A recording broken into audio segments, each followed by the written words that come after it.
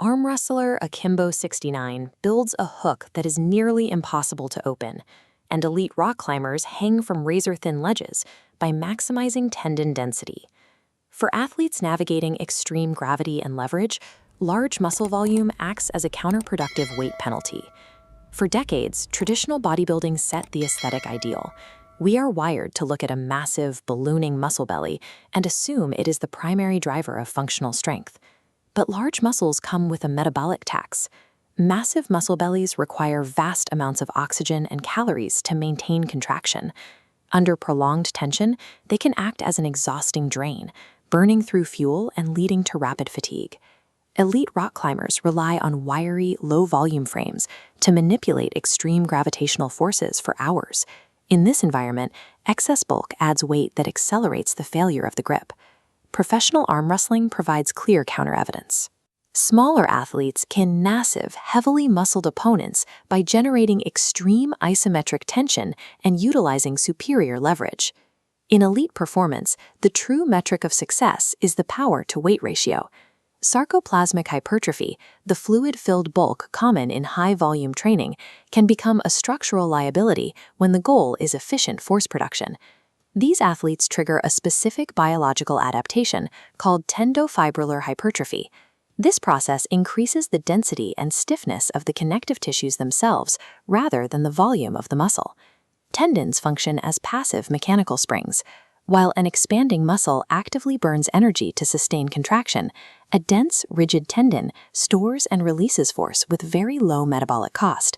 As these connective tissues stiffen, they transmit power across a joint with high efficiency. While the muscle remains active isometrically to hold the line, the rigid tendon bears the brunt of the mechanical load, minimizing energy loss during the transfer to the skeletal frame. Evolution optimized this system for high-yield force transmission. It allows for massive increases in strength without adding limiting cross-sectional area or excess dead weight to the limbs. Human leverage is optimized at the muscle-tendon gap. A smaller engine pulling on an unbreakable cable can maintain tension long after a massive engine pulling on a loose elastic cord has fatigued. Akimbo 69 achieves this through highly specific training mechanics. His unbreakable hook relies on high-weight, short-range static holds designed specifically to condition his connective tissue. By locking his elbow at a tight 69-degree angle, he creates extreme angular tension. This isolates the flexor carpi ulnaris, building dense, resilient tendons on his inner arm. This radar chart compares muscle activation levels between arm wrestling techniques, illustrating physiological stress. Tracing the yellow line for the hook grip reveals massive activation spikes at the wrist flexors and pronator teres. This exactly matches Akimbo's static conditioning targets. This hyper-specific conditioning creates an unyielding biological lever. It allows smaller athletes to absorb and redirect the kinetic force of larger opponents, holding position until the opponent's massive muscles begin failing. Tendons lack the high blood flow that allows muscles to recover quickly. Because they exist in a low-flow environment, they adapt and repair at a fraction of the speed of muscle tissue.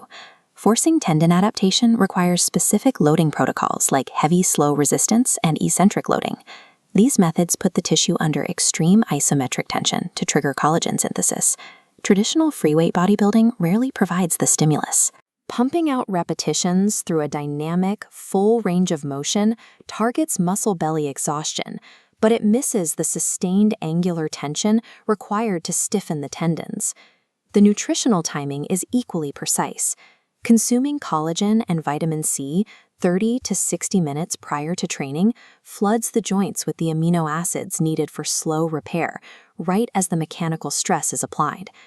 Evolution and physics favor kinetic efficiency over aesthetic volume.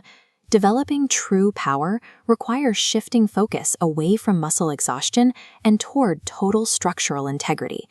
To explore the underlying mechanics of human performance further, subscribe to the channel. Join us as we continue to push the boundaries of reason on TEMBODocs.